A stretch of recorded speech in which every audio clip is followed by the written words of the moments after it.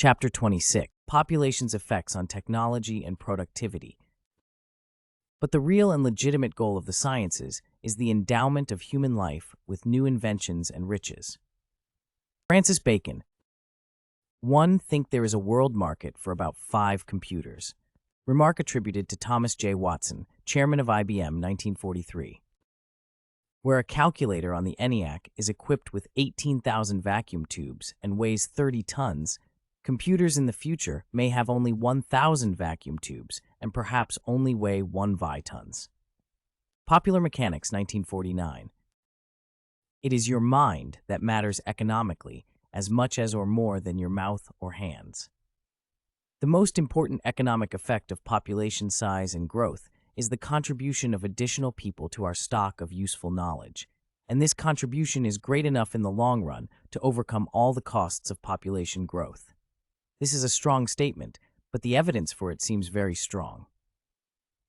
Many who deprecate the potential contribution of knowledge of additional people and who would halt population growth also make little allowance for mind-boggling discoveries yet to be made. They assume that what we now believe is impossible will always be so. Even great scientists, Lord Kelvin and Albert Einstein in the headnotes to this chapter, for example, frequently underestimate the possibilities for useful discoveries, especially in fields they themselves work on. See Chapter 2 for a discussion of experts' tendencies to discount new knowledge. This does not imply that a higher standard of living requires additional discoveries. As discussed in Chapter 11, we now have in our hands the knowledge to provide energy at constant or declining costs forever, and the know-how to produce food in almost inexhaustible quantities. See Chapter 6. All other natural resources become less important and a smaller part of the economy with every passing decade. But additional discoveries can certainly be welcome, if only because of the excitement of scientific adventure. Let us begin weighing the importance of new knowledge with this question. Why is the standard of living so much higher in the US or Japan than in India or Mali? And why is the standard of living so much higher in the US or Japan now than it was 200 years ago?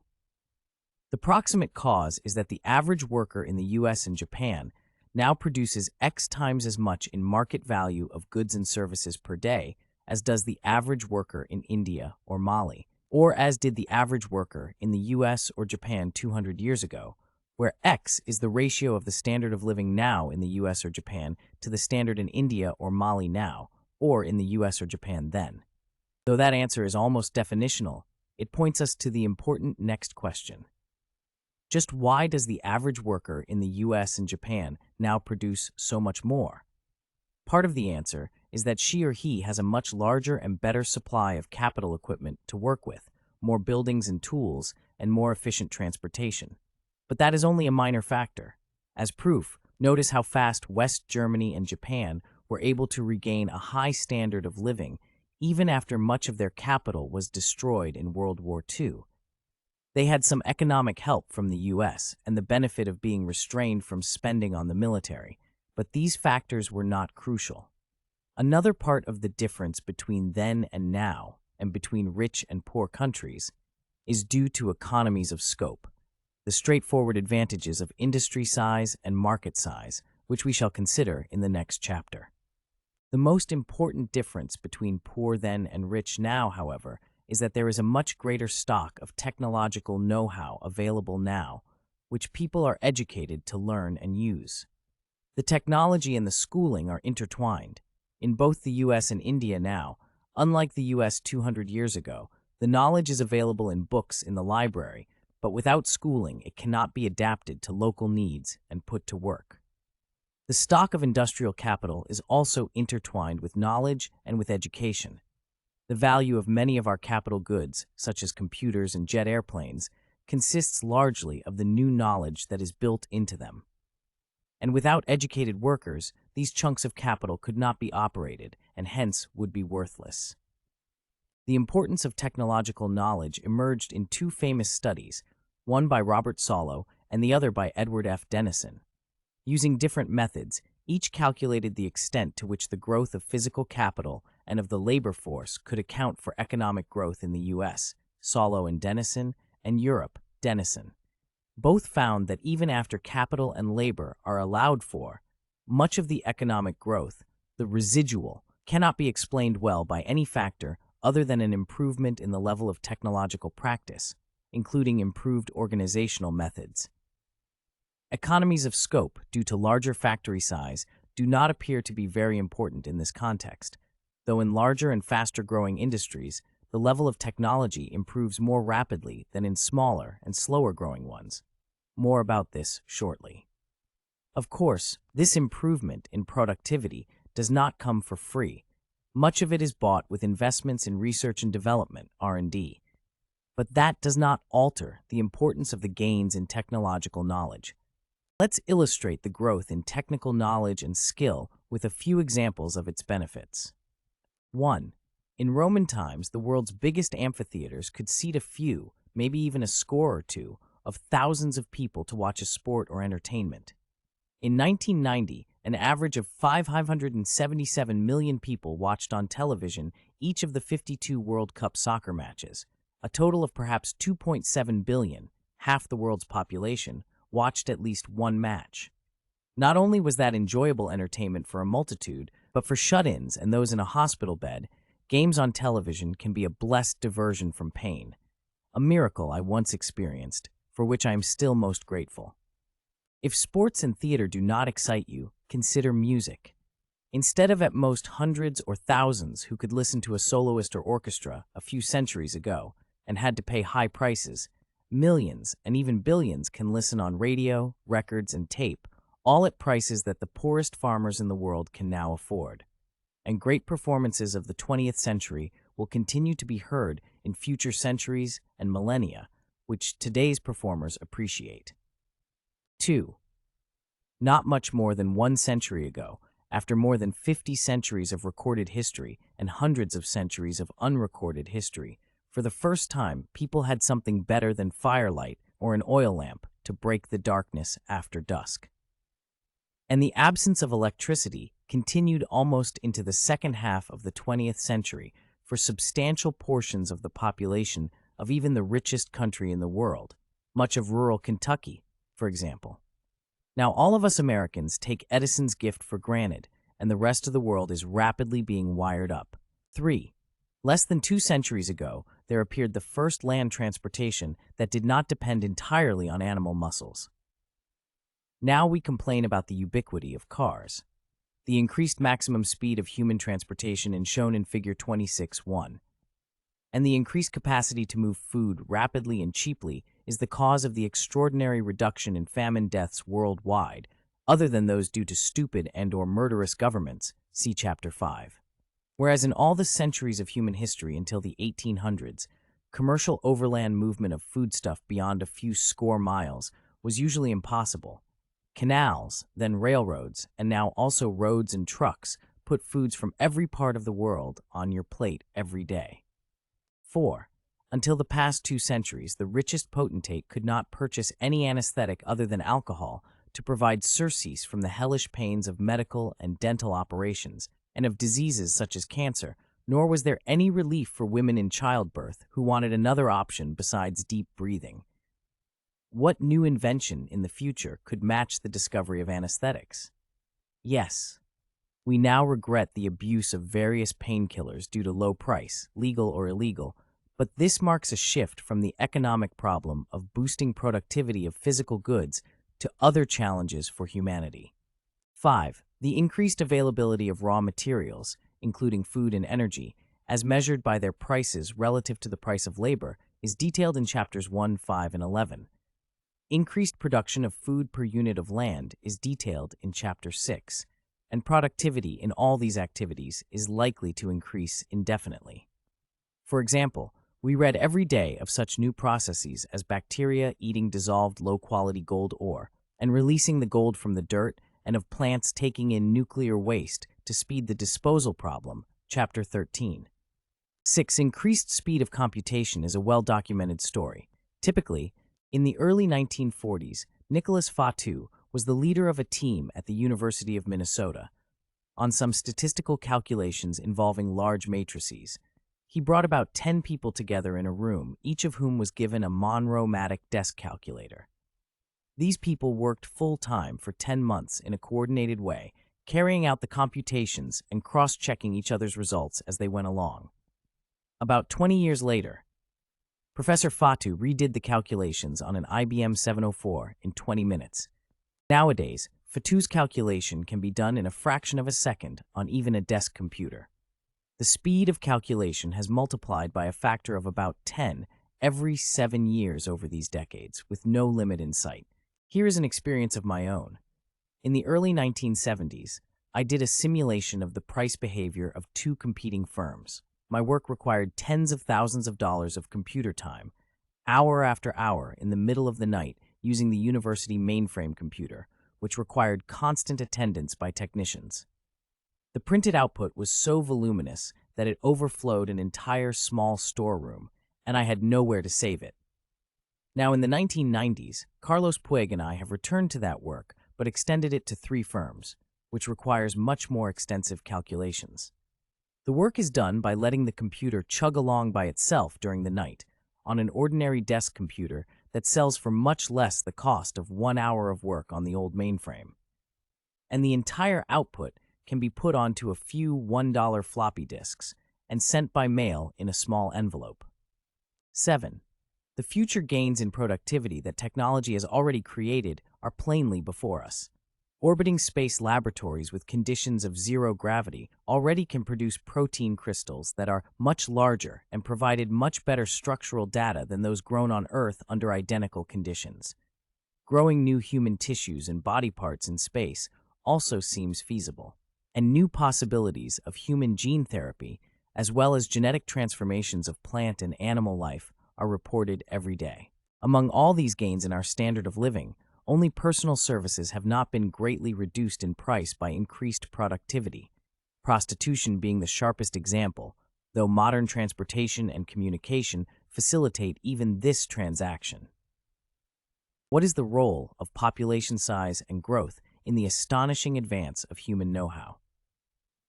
The source of these improvements in productivity is the human mind, and a human mind is seldom found apart from a human body. And because improvements, their invention, and their adoption come from people, the amount of improvement plainly depends on the number of people available to use their minds. This is an old idea, going back at least as far as William Petty in 1682. As for the arts of delight and ornament, they are best promoted by the greatest number of emulators. And it is more likely that one ingenious, curious man may rather be found among 4 million than 400 persons. And for the propagation and improvement of useful learning, the same may be said concerning it as above said concerning the arts of delight and ornaments. More recently, this benefit of population size has been urged upon us by Simon Kuznets. In contrast, many of the doomsters completely omit from consideration the possibility that, all else equal, more people implies more knowledge and greater productivity. One wrote, for example, "It is difficult to see how any further growth in world population could enhance the quality of human existence. On the other hand, one can readily envisage ways in which further population increments will diminish our well-being. It is suggestive, even if the fact cannot be considered solid statistical evidence, that in ancient times high civilizations, that is, civilizations marked by such advances as the discovery of metals and the methods of working with them, did not appear in Australia or in pre-Columbian North America, where populations were few in number and sparsely distributed, in contrast to Europe, Asia, and even South America. Along about here, the question often arises, if more people cause faster discovery of new knowledge, how come populous China and India are not the most advanced countries of all? Quite obviously, China and India do not produce as much new knowledge as the US right now, because China and India are relatively poor, and hence they are able to educate relatively fewer people. It is instructive that despite its poverty, India has one of the largest scientific communities in the world, just because it has such a large population. Put differently, would you bet on Sweden or Holland, say, against Great Britain or Russia, or even India, to produce the great discoveries that will make nuclear fusion practical? Then you note that today's rich countries were also poor at one time, and ask, why did not China and India get rich long ago? More than 2 centuries ago, David Hume explained clearly why China fell behind Europe. It is impossible for the arts and sciences to arise, at first, among any people unless that people enjoy the blessing of a free government. An unlimited despotism effectually puts a stop to all improvements and keeps men from attaining knowledge. Hume then explained why freedom is necessary. Though a republic should be barbarous, it necessarily, by an infallible operation, gives rise to law, even before mankind have made any considerable advances in the other sciences. From law arises security, from security curiosity, and from curiosity knowledge. Hume then explained why Europe advanced and China did not. Nothing is more favorable to the rise of politeness and learning, by which he meant the development of the sciences, than a number of neighboring and independent states connected together by commerce and policy. His reason why a Europe of independent states should forge ahead in technology and economic development was the breaking which such limited territories give both to power and authority. Hume said it over and over again.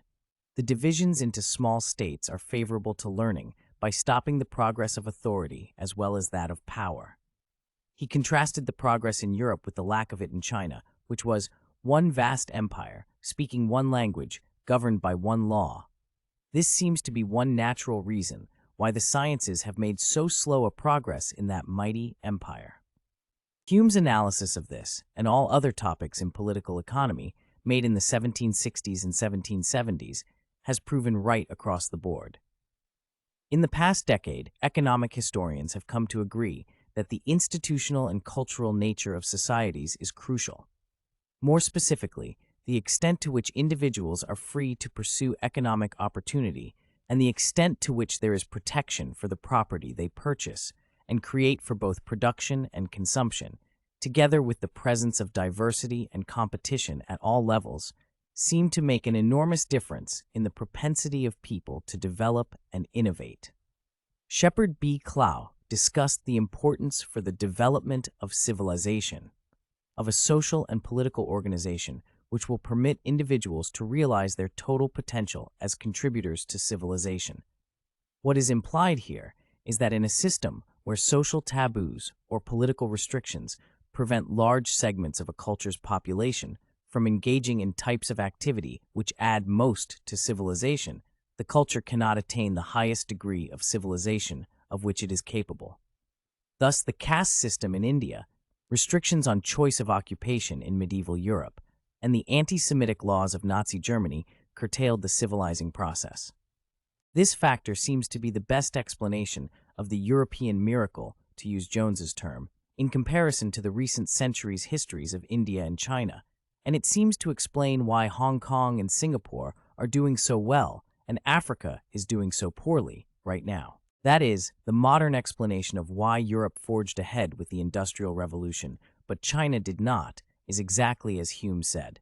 The competition fostered by independence allowed people considerable freedom from monarchs and bureaucracy. This afforded them economic opportunity to use their talents, make advances, and profit from their efforts.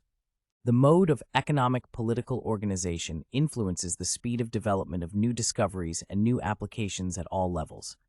Communism in China prevents entrepreneurs from putting jitneys on the road to compete with publicly owned buses, so does regulation in most U.S. cities, and hence innovation is prevented. But even at the micro level, that is, in units much smaller than nations, economic organization matters. The miners of Cornwall, who have been digging since the Roman occupation, evolved an unusual market system of decentralized decision-making and developed great skill in geology because of it. This skill enabled them to dominate mining on 4 continents in the 19th century. The system was as follows. Their system of mining, based on tribute, was perhaps unique in maintaining both production and morale in an industry historically riven by conflict. By this system, the mine managers, called captains, marked out the various areas down the mine and fixed for each one a price per ton for the ore recovered from it. The miners bid for the areas they considered would be most rewarding and worked them for 2 months, fixing their own hours and working arrangements. They received no wages, but at the end of the period they received the agreed percentage of the value of the ore they had brought up. The tributers among the miners, who did the selection of the places to work, had to become, in effect, practicing geologists. They acquired an unrivaled knowledge of ore bodies and ways of mining them most efficiently. It was this knowledge and experience which made Cornish miners welcome everywhere they went. Please note that technological advance, as used in these examples, most definitely does not mean only science. Scientific geniuses, if that term is meaningful, are just one part of the knowledge process. Much technological advance comes from people who are neither well-educated nor well-paid. The dispatcher who develops a slightly better way of deploying the taxis in her 10-taxi fleet, the shipper who discovers that garbage cans make excellent, cheap containers, the supermarket manager who finds a way to display more merchandise in a given space, the supermarket clerk who finds a quicker way to wrap the meat, the market researcher in the supermarket chain who experiments and finds more efficient and cheaper means of advertising the store's prices and sale items, and so on. Here is an example from a local Illinois paper of inventions coming from ordinary people. Better idea results in drywall installer. Two area men have combined their respective good ideas to come up with a better idea. William Verks of Villa Grove and Harold Probst of 2802 E California Ave, U, have developed an electric motor-driven drywall installer called Board Ease. Verks received the original patent on the machine in 1969, but the model was hand-cranked, not motorized. He said the original machine, which was designed to lift the drywall or ceiling material up and hold it there, was built by his father. Verks said his father built the first model, but it stood for years in the corner until he began tinkering with it. He sold about 100 machines throughout the Midwest, and one of the buyers was Probst, a professional drywaller. Probst bought the machine several years ago and developed the motor and electric controls for his own machine. The two men got together last spring through a mutual friend and combined their ideas, and they now hope to market the machine through a national company. Verks, who works at Tuscola's USI plant, says he's been working on the machine for 12 to 13 years and hopes he'll soon be getting a return on his investment. Of course, Cornish miners and U.S. drywall installers are just examples, not exceptional, but typical of human minds. The quality circle movement in manufacturing, following the Japanese and Swedish leads, is a formalization of the process by which people on production lines can contribute their ideas based on their day-to-day learning on the job to improving the production process. The Wall Street Journal, June 6, 92. The need for additional producers of knowledge is manifest. Nobel Prize winner Hans Bethe tells us that the future cost and availability of nuclear power, and hence the cost and availability of energy generally, would be a rosier prospect if the population of scientific workers were larger. Talking specifically about nuclear fusion, Bethe said, "Money is not the limiting factor. Progress is limited rather by the availability of highly trained workers." Students of organizational behavior also tell us that, all else being equal, the larger an organization's resources in number of people and amount of money, the more innovations it will come up with. If any one group of variables may be said to stand out among all others as empirically determined correlates of innovation, it is the group of interrelated factors indicating size, wealth, or the availability of resources. A variety of investigators all conclude that organizational size and wealth are among the strongest predictors of innovation in the sense of readiness to adopt new patterns of behavior. There have been many more discoveries and a faster rate of productivity growth in the past century than in previous centuries, when there were fewer people alive. True, 10,000 years ago, there wasn't much knowledge to build new ideas upon. But seen differently, it should have been all the easier 10,000 years ago to find important improvements, because so much still lay undiscovered. Progress surely was agonizingly slow in prehistory, however.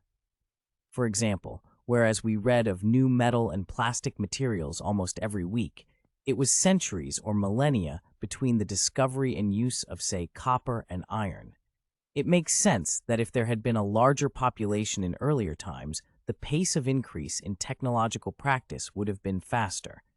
In fact, that is exactly what happened in Britain from the 1500s to the 1800s. The number of agricultural patents filed and the number of books on agriculture published were larger when population was larger and also when the price of food was higher, which is also a result of recent population growth. Population growth spurs the adoption of existing technology as well as the invention of new technology. This has been well documented in agriculture, where people turn to successively more advanced but more laborious methods of getting food as population density increases, methods that were previously known but not used because they were not needed earlier. This scheme well describes the passage from hunting and gathering, which we now know requires extraordinarily few hours of work a week to provide a full diet, to migratory slash-and-burn agriculture, and thence to settled long fallow agriculture, to short fallow agriculture, and eventually to the use of fertilizer, irrigation, and multiple cropping. Though each stage initially requires more labor than the previous one, the endpoint is a more efficient and productive system that requires much less labor, as we see in chapters 6 and 28. This sequence throws light on why the advance of civilization is not a race between technology and population advancing independently of each other. Contrary to the Malthusian view, there is no immediate necessary linkage between all food-increasing inventions and increased production of food. Some inventions, the invention pull type, such as a better calendar, may be adopted as soon as they are proven successful because they will increase production with no more labor or will enable less labor to produce the same amount of food. But other inventions, the population push type, such as settled agriculture or irrigated multi-cropping, at first require more labor and hence will not be adopted until demand from additional population warrants the adoption. The Malthusian invention pull innovation is indeed in a sort of race between population and technology. But the adoption of the population push inventions is not in a race at all. Rather, it is the sort of process discussed at length in chapters 1-3 on natural resources. The Malthusian view of the dynamic relationship between population growth and the supply of food, and the view urged here, are shown in Figure 26-2a and Figure 26-2b. J.D. Bernal provides additional evidence, case studies of steel, electricity, light and power, chemistry, bacteriology, and biochemistry, and the theory of heat and energy in the 19th century, showing that innovations respond to economic demand. In the case of electricity, for example, the barrier, or rather the absence of stimulus to advance, was economic. Electricity developed quickly when it paid, not a moment before. 27, and a large population size and density imply higher total demand, ceteris paribus, which is why Edison's first street lighting was in New York City rather than in Montana. It is also clear that countries with more people produce more knowledge, assuming income is the same, for example, Sweden versus the United States. And Bernal shows how the power of final demand works indirectly too. Once electric distribution on a large scale was proved feasible and immensely profitable, then came a demand for large, efficient power sources, leading to the development of turbines. And the development of light bulbs led to advances in creating vacua, after the subject had stagnated for about 200 years. Here was another clear case of the law of supply and demand in the development of science and technology. On the supply side, there is also much misunderstanding, especially the belief that the number of potential inventors does not matter. One source of this misunderstanding for some is the idea that, to paraphrase, one need only contrast innovation and creativity in tiny Athens in the Golden Age with monstrous Calcutta, or Calcutta with Budapest of the 1930s, to see that more people do not imply more technical knowledge being produced. This argument leaves out the all things equal clause. Calcutta is poor. And underlying this argument is the implied but unwarranted assumption that Calcutta is poor because it has so many people. See Figure 26-3a. If we make more appropriate comparisons, comparing Greece to itself and Rome to itself during periods with different population sizes and growth rates, or comparing industries of various sizes in different countries now, we find that a larger population is associated with more knowledge and productivity because there are more potential inventors and adopters of new technology. I plotted the numbers of great discoveries, as recorded by historians of science who have made such lists, against population size in various centuries. Figure 2, 6-3, shows that population growth or size, or both, were associated with an increase in scientific activity and population decline with a decrease. Of course, other factors come to bear too, and I am exploring the matter in more detail for the whole history of Europe. On the related question of whether material well-being can be improved through there being more ordinary persons, not geniuses, who contribute to our knowledge in their everyday work, the story of electricity and power production is again illuminating. Bernal describes the stumbling progress of the first 50 years from 1831 to 1881. The effort put into the development, 1831 to 1881, was small. The people who made the necessary technical developments were not geniuses, and others no more gifted could have hit upon these ideas earlier if the field had attracted enough workers. 30. As said by Soichiro Honda, the inventor and founder of the Japanese motorcycle and auto firm bearing his name, where 100 people think, there are 100 powers. If 1,000 people think, there are 1,000 powers. See Figure 26-3. If a larger labor force causes a faster rate of productivity increase, one would expect to find that productivity has advanced faster and faster as population has grown. Robert Solow concludes that the yearly rate of increase of productivity doubled from 1% to 2% between the periods 1909 to 1929 and 1929 to 1949, and the populations and labor forces of the United States and of the developed world were larger in the latter period than in the earlier period. William Fellner calculated these rates of productivity increase using two methods of calculation.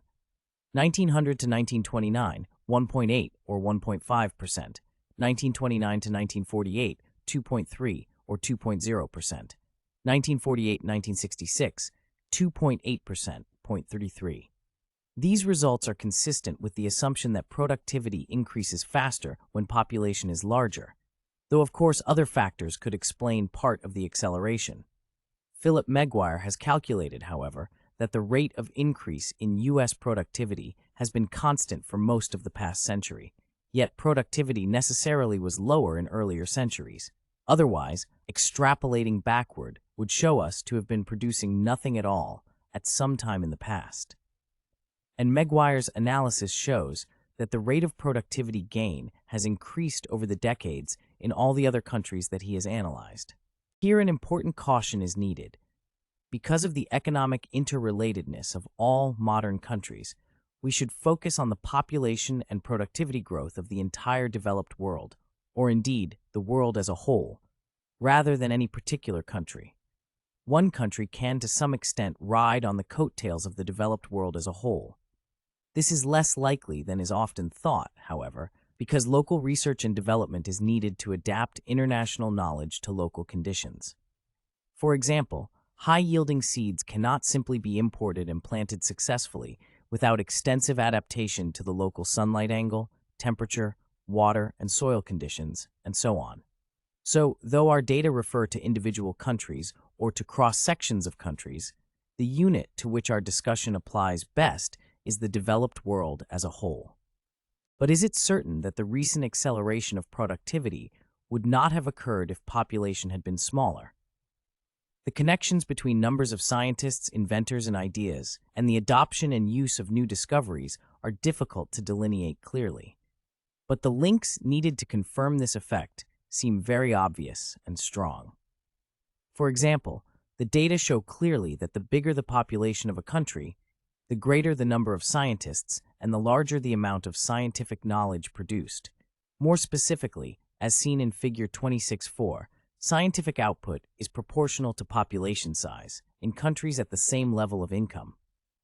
The United States is much larger than Sweden or the Netherlands, and it produces much more scientific knowledge.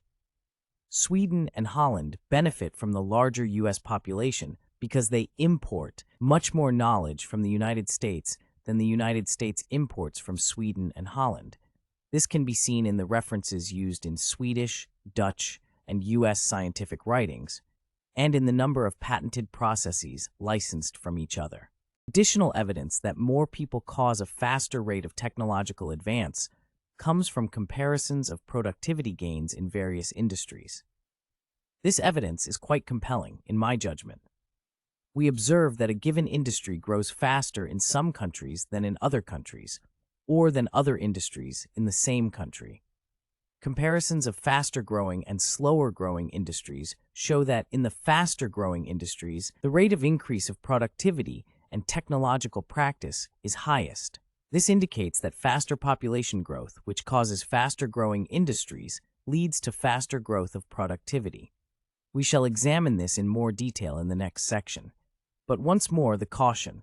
Our subject is the effect of population upon productivity increase in the developed world as a whole. The discussion of particular countries is only a device to increase the size of the sample.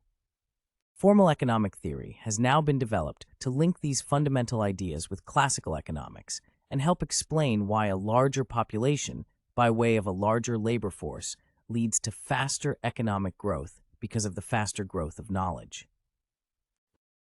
Summary and concluding thoughts. Humanity by now enjoys extraordinary advances in communication, transportation, nutrition, health and freedom from pain, and the general standard of living. Can it be doubted that this is a miracle age of liberation from the bonds in which nature has kept us shackled throughout all of our history? The increased size of the human population is a fundamental cause of these gains. The overall process, which is the main theme of the book, runs as follows. A larger population influences the production of knowledge through both supply and demand mechanisms. On the supply side, a larger population implies a larger amount of knowledge being created, all else being equal, as a result of there being more people to have new ideas. The data on scientific productivity compared across countries bear out this obvious proposition. More people and higher income cause problems of increased demand for and consumption of resources in the short run. Heightened demand causes prices to rise for a while. The higher prices present opportunity for businesses to make money and for inventors to gain satisfaction and glory with new inventions, prompting inventors and entrepreneurs to search for solutions. Many fail at cost to themselves. But in a free society, solutions are eventually found, and in the long run, the new developments leave us better off than if the problems had not arisen. That is, prices end up lower than before the increased scarcity occurred. This applies to metals, see Chapter 1, energy, see Chapter 11, land, see Chapter 6, physical infrastructure, see Chapter 25, and all other goods. The reason for forecasting that any particular raw material or aspect of material human life will get better is mainly the trend of that particular case, the centuries of decline in the price of copper, for example, together with the theory above that explains how this trend comes about. But in part 1 of the book, I also forecast with confidence that the same improving trend will take place for all natural resources and other aspects of material life, even in the absence of data for many of those cases. What is the basis for this set of predictions? One ground for doing so is simply generalization from the known cases to the unknown, from the metals for which we have data, say, to the few for which such data are lacking. But there is still a stronger ground for this set of forecasts. The strongest reasons for believing that solutions leave us better off than if the scarcity problems had never arisen is the record of humanity over the millennia becoming both more wealthy in the power to control our environment and make it yield the goods that we want, and our consequent increase in numbers. This implies that, on average, the people in each generation create a bit more than they use up. Not only must this be so for there to have been an increase in our wealth and numbers, but if this were not so, if we used up a bit more than we create, and our assets deteriorated, like a many times patched tire deteriorates until it is no longer useful, we simply would have become extinct as a species. The essential condition of fitness for survival for our species is that we do create a net surplus each generation on average, or at least break even. And since we have survived and increased, this condition must have been present. The question then immediately arises, must not we, like other species, cease our growth when we have filled up our niche, that is, reached the limit of the available resources? One cannot answer this question with assurance, of course, because with each increase of wealth and numbers, we proceed into a situation for which we have no prior experience. But as is argued in various chapters, especially those on energy, food, and natural resources, there apparently is no fixed limit for the future. There are limits at any moment, but the limits continually expand and constrain us less with each passing generation. In this, we are quite unlike all other animals. So the material history of humanity is a sequence of these population-caused problems, solutions in the form of new technical and organizational discoveries, increased population in part as a result of the largesse flowing from the new solutions, new problems caused thereby, and so on. This process was described in some detail for the development of new energy forms in Chapter 11. It also describes the evolution of villages into early cities and the consequent need for new methods of food storage and related new forms of knowledge such as counting 38 and writing, as well as new forms of social organization. These in turn made possible continued growth in total population and city size. Another example is the improvement of transportation in England, starting in the 1700s with the provision of food to supply growing cities, then industrial raw materials to supply factories making new products, and finally, distribution of the products to consumers at home and abroad, which constitutes an interrelated saga of canals, the coal industry, railroads, the iron and steel industry, bridge building, and steel ships, 39. Each solution to one industry's problem induced new problems and opportunities elsewhere, whose solutions moved the economy further forward and led to still more new problems.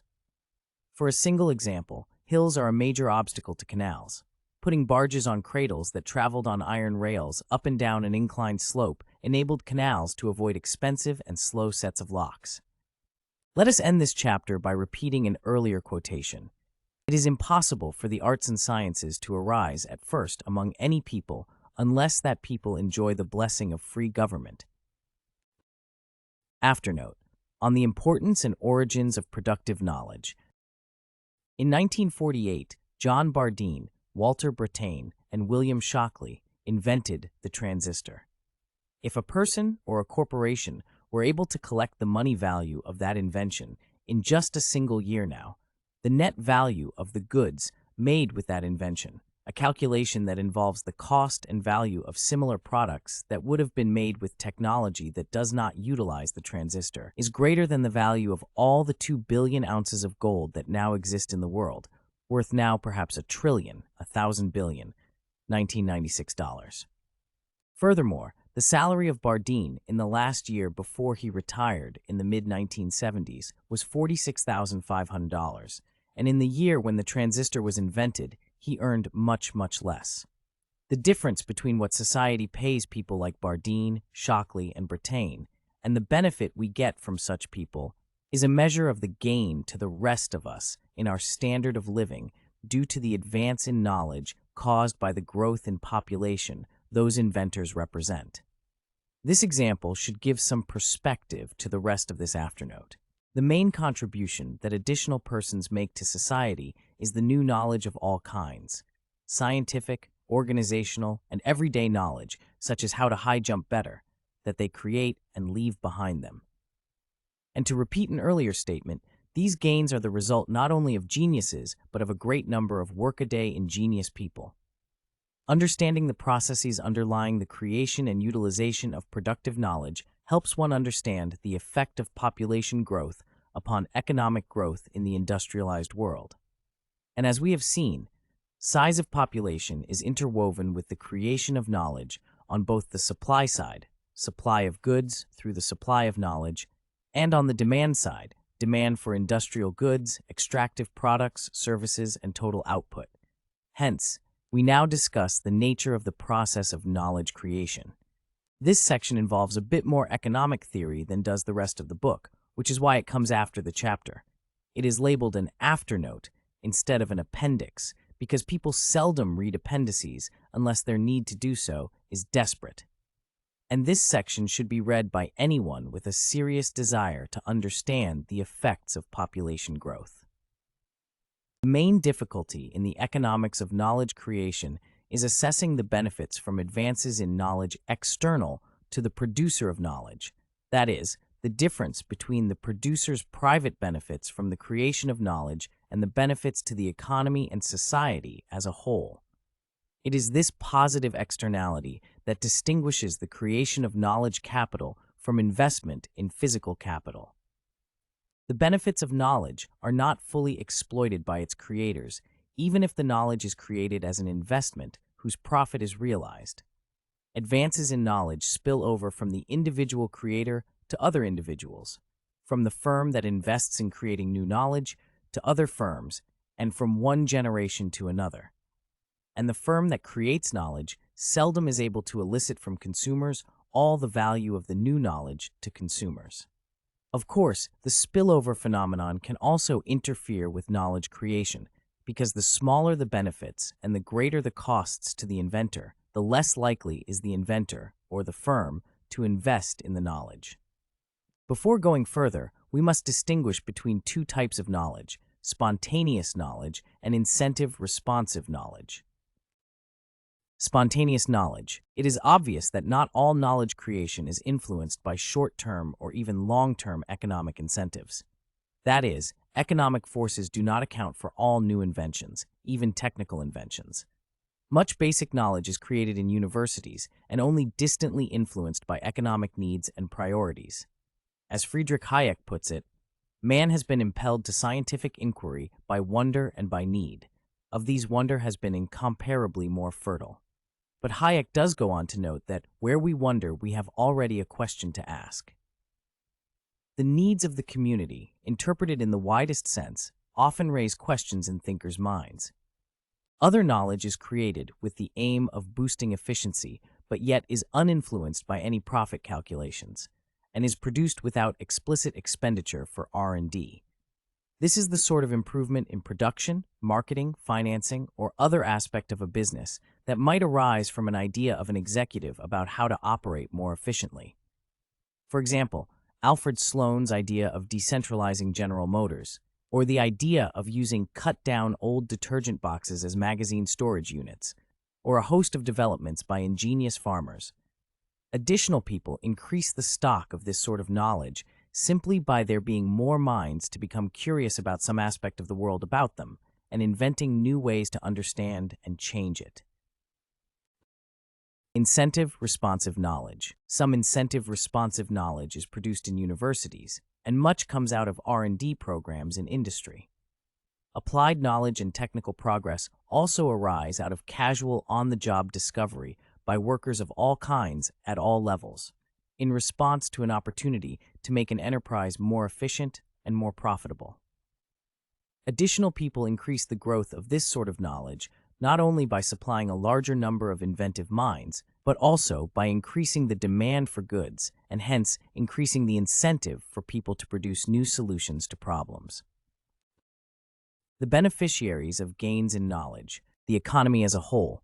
If a firm creates knowledge, invests in it, and realizes profits from the project at, say, a 30% yearly rate of return, whereas the economy-wide return to invested capital is, say, 20%, and the break-even project returns, say, 10%, then the economy as a whole benefits from the new project that pays back at 30% because the resources used in it are producing returns in excess of what they would produce in alternative uses.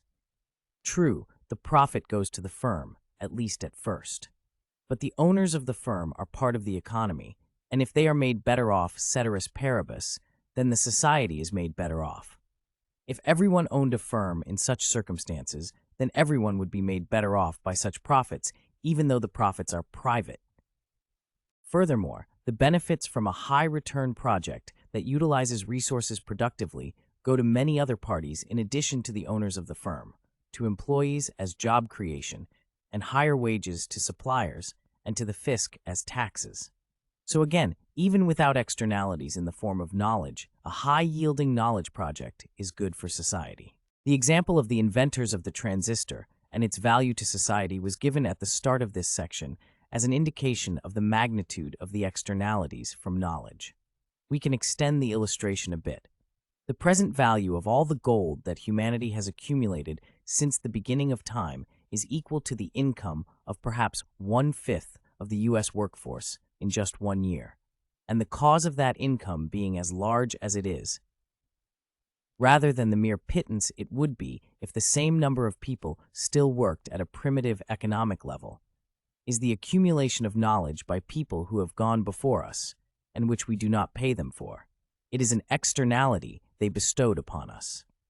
Repeat, the income of perhaps 50 million Americans equals the worth of all the world's store of gold, due to the knowledge that we possess.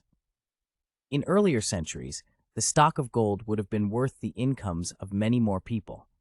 This shows both the diminishing relative value of physical goods such as copper and gold, and the increasing relative value of the knowledge we have gained as an externality of the labors of those who have gone before us. Nor should this be surprising in light of the fact that the proportion of the world's workforce that is employed in mining gold or copper, one measure of the relative importance of a good, is minuscule relative to the production of other goods. If there were more people alive now to produce more knowledge, the value of any given number of persons' incomes in any future year would be larger relative to the value of gold than it would otherwise be. Externalities realized by other firms. The benefit realized by other firms in the same industry from the knowledge created by the knowledge-producing firm is a key element of the economic system. And the benefits external to the innovating firm certainly must be large, relative even to the discount factor effect mentioned above. That is, the main social benefit from profitable research and development, R&D, probably derives from effects external to the firm investing in the R&D. Firms are able to reduce costs and introduce new products more easily because of research done by others in the industry and in other industries. Consumer benefits from the externalities. There is still another channel through which R&D brings social benefits. At the break-even point on the R&D opportunity ladder, the increased revenue to the firm doing the R&D just balances the added inputs to produce the new knowledge, so there is no net gain to the firm. But when competitors acquire some of the knowledge, almost free, there will be a lowering of cost and then price throughout the industry, which will be a windfall gain to consumers and to society as a whole. Furthermore, except under most unusual conditions, a firm cannot charge consumers for all of the knowledge benefits they receive. So even if the firm can control its new knowledge so that competitors cannot acquire it, there will still be a net social benefit in the consumer surplus. Process and product research. Concerning the size of the knowledge creation externalities.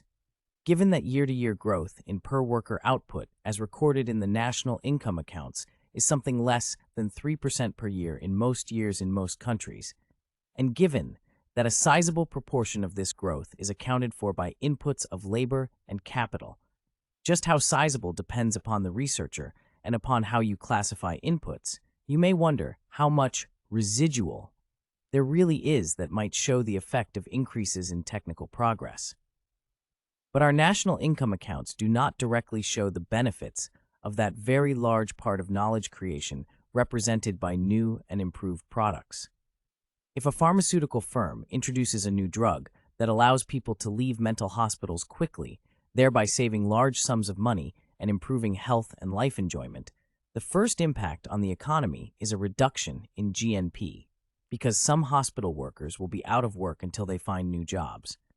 If a firm finds a new soup recipe that increases the pleasure people get from soup, there is no effect at all on GNP unless sales of the soup change.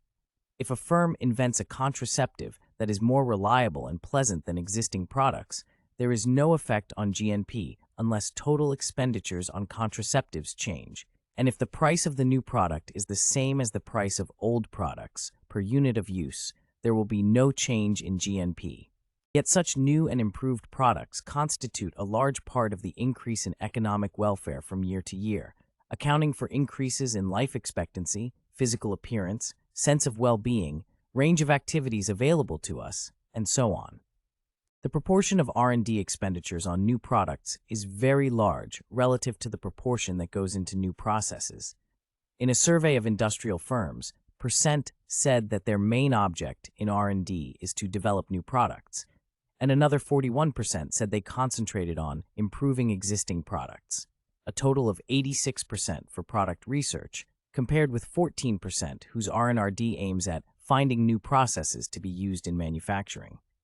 Of course, these figures are sketchy and suggestive at best, and one firm's new products may change another firm's production process, of course. But no matter how unsatisfactory these figures may be, we can certainly rely on them to show that consumer product research is a large proportion of total research.